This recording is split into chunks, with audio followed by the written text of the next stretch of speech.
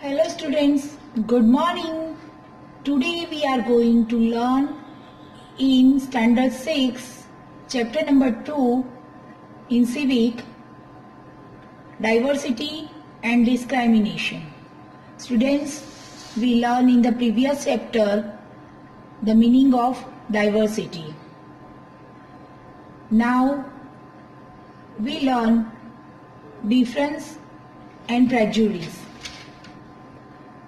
There are many things that make us what we are, how we live, the languages we speak, what we eat, where, the games we play, and the things we celebrate. All of these are influenced both by the geography and history of the place where we live. Students, there are 8 major religions in the world. We have more than 1,600 languages that are people's mother tongues. And there are more than 100 dance forms. Students, sometimes when we meet people who are very different from us, people also very different from us, we find them strange and unfamiliar. People, why they are different from us? Do you know the reasons? People also form certain attitudes and opinions about others who are not like them.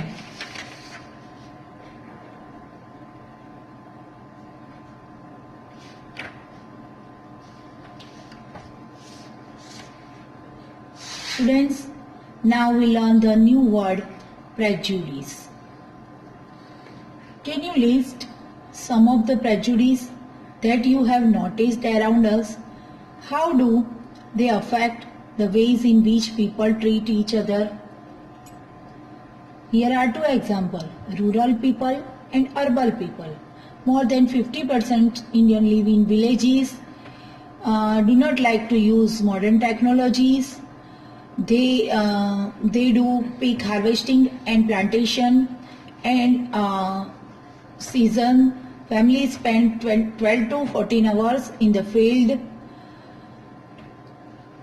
and villagers are forced to migrate to cities in search of work, and urban people who life in the city is easy, they are spoiled and lazy. In city, families spend very little time with each other. People in city only care about money, not about people. Living in city is expensive. Large part of people's earning is spent on rent and transport.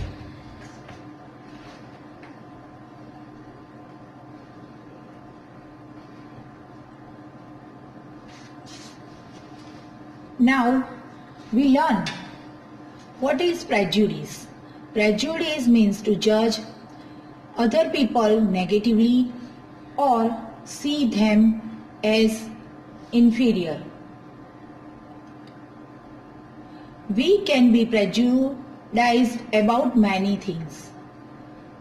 People's religious beliefs, the color of their skin, the religion they come from, the accent they speak in, the clothes they wear, etc.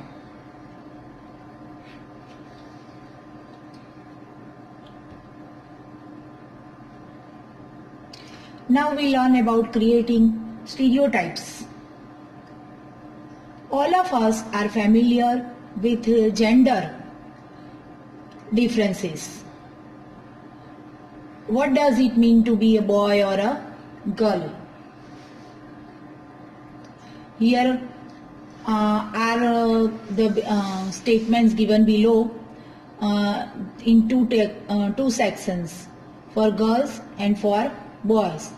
Like, girls are all well behaved, they are soft spoken and gentle, etc.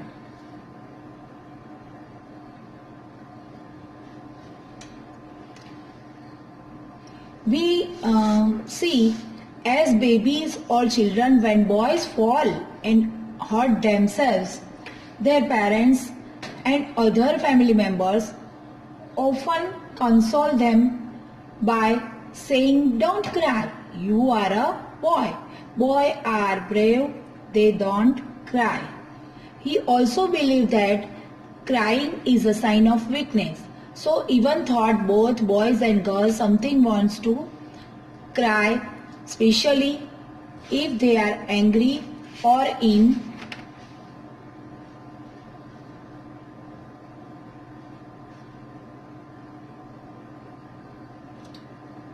pain. As they grow older, boys learn or teach themselves not to cry. If a grown boy cries, then he feels that others will either tease him or laugh at him. And so he stops himself for doing so in front of others. Students, we can see people say all sort of things. You look so, you different, is your mind okay? Now we learn about those kind of children. The children you see in the illustration, here we seen as disabled.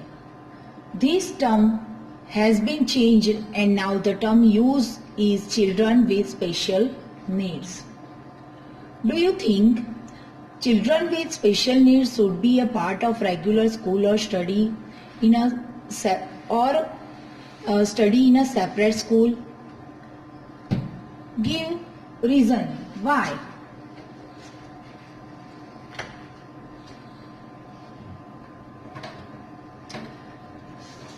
We discuss about the behavior of boys in the example as I understood first.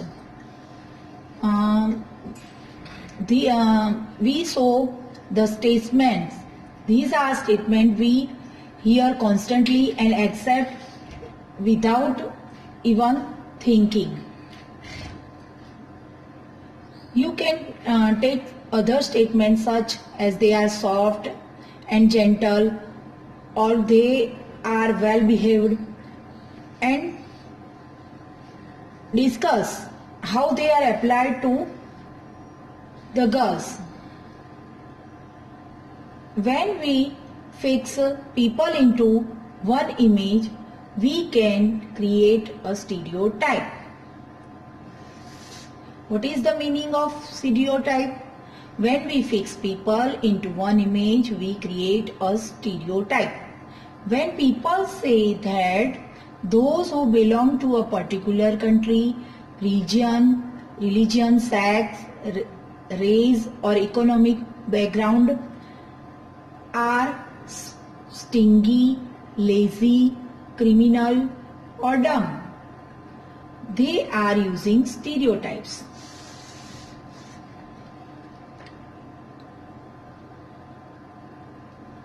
Stereotypes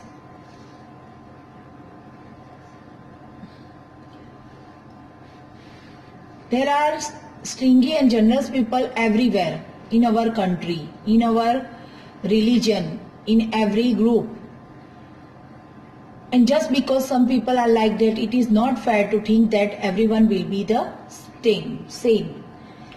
Stereotype stops us from looking at each person as a unique individual with his or her own special qualities and skills that are different from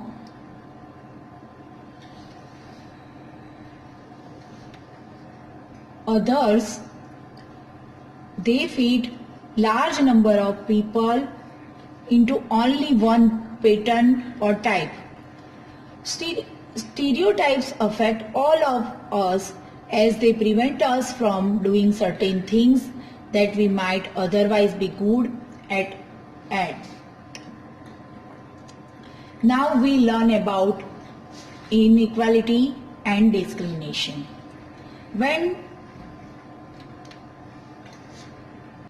Now we learn more in the same chapter, chapter number 2 in civic, inequality and discrimination. When does discrimination happen? Discrimination happens when people act on their prejudice or stereotypes. If you do something to put other people down, if you stop them from taking part in certain activities and taking up jobs, or stop them from living in certain neighborhoods, prevent them from taking water from the same well or head pumps, or not allow them to drink tea in the same cups or glasses as others, you are discriminating against them. Discrimination can take place because of several reasons. You probably recall from the previous chapter that the example of Samir 1 and Samir 2. This is an aspect of diversity. However, this diversity can also be a source of discriminations. Groups of people who may speak certain languages, follow a particular religion, live in specific religions, etc., may be discriminated against as their customs or practices may be seen as inferior. Another difference between the two Samirs was in their economical backgrounds. Samir, though, was poor. This difference is not a form of diversity but of inequality.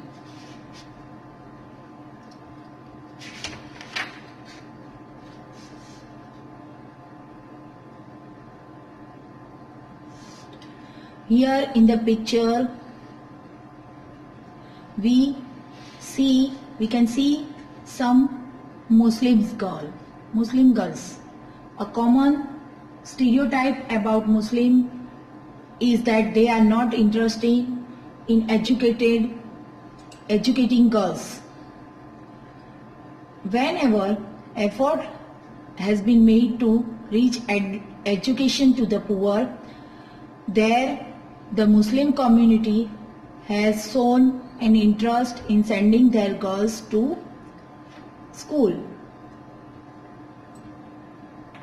For example, in the state of Kerala, the distance between the school and home is not much. There is a good government bus service that helps teachers reach school in rural areas. Over 60% of teachers are women.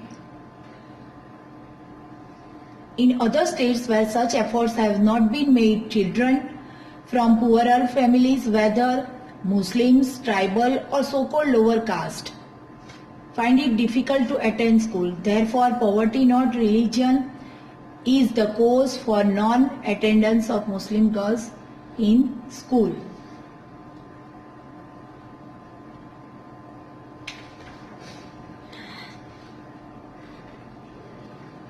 Some people may experience both kinds of discrimination. They are poor and they belong to groups whose culture is not valued. Tribals, some religious groups and even particular regions are discriminated against for one or more of these reasons.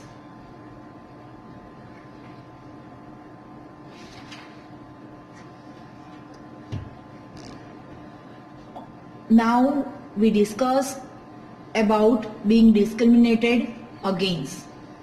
People who are engaged in different kinds of work like teaching, carpentry, pottery, weaving, fishing, farming, etc. to earn livelihood. However, certain kinds of work are valued more than others. Activities like cleaning, washing, cutting hair, picking garbage are seen as tasks that are of less value, and people who do these works are seen as dirty or impure. This belief is an important aspect of the caste system. In the caste system, community groups of people were placed in a sort of ladder where each caste was either above or below the other. Those who placed themselves at the top of the ladder called themselves upper caste and saw themselves as superior, and who were placed at the bottom of the ladder were seen as unworthy and called untouchables. Caste rules were set which did not allow the so-called untouchables to take on work other than what they were meant to do. For example, some groups were forced to pick garbage and remove dead animals from the village, but they were not allowed to enter the homes of upper castes or take water from the village well or even enter temples.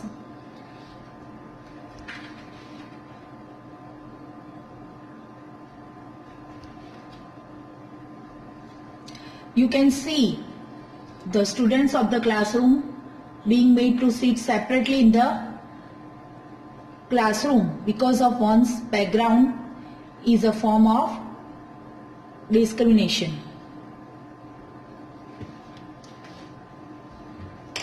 What is the difference between discrimination and stereotype we learn? Here is the example of Dr. Bhimrao Ambedkar, one of the greatest leader of India, says his first experience of caste base in the.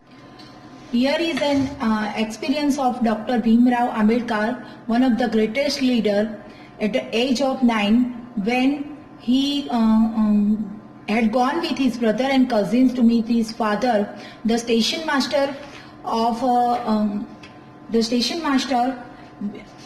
stood silent, behaved stunned, his face underwent a sudden change when Ambedkar declared that blurted about that they were Maharas. Mahara is one of the communities which were treated as untouchable in the Bombay Presidency.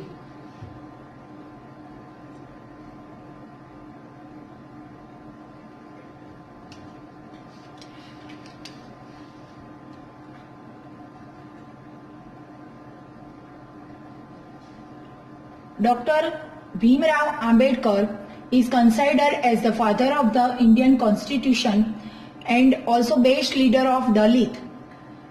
Dr. Bhimrao Ambedkar fought for right of the Dalit communities.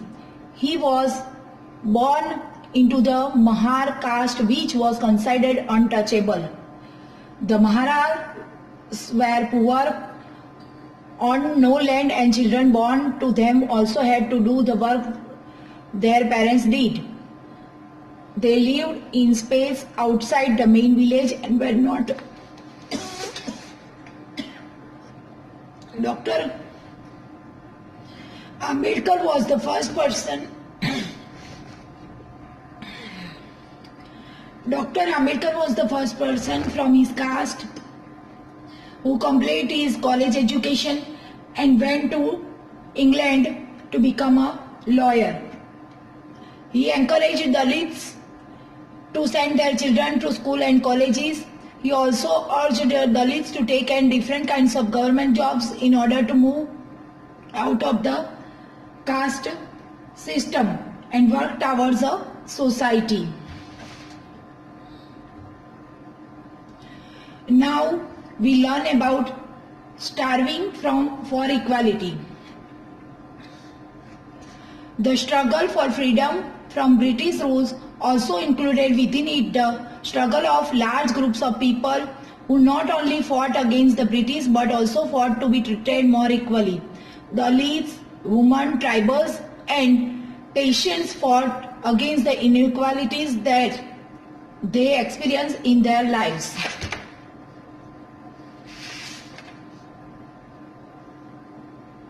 When India became a nation in 1947, our leaders who were concerned about the different kinds of inequalities that existed. Those who wrote the Constitution of India, a document that laid out the rules by which the nations would function, were aware of the ways in which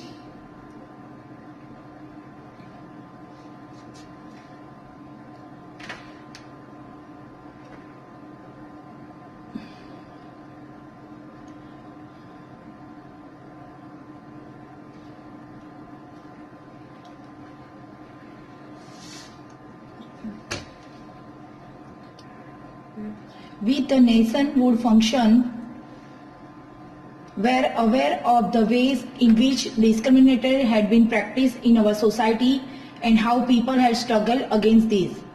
So, our leaders set out our visions and goals in the Constitution to ensure that all the people of India were considered equal.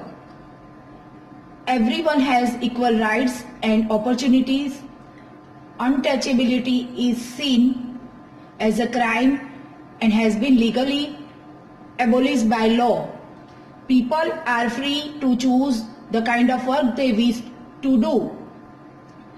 In addition to, the Constitution also places responsibility on the government to take specific steps to realize his right to equality for poor and other such marginal communities. The writers of the Constitution also said that respect for diversity was a significant element in ensuring equality. Therefore, India became a secular country where people of different religions and faiths have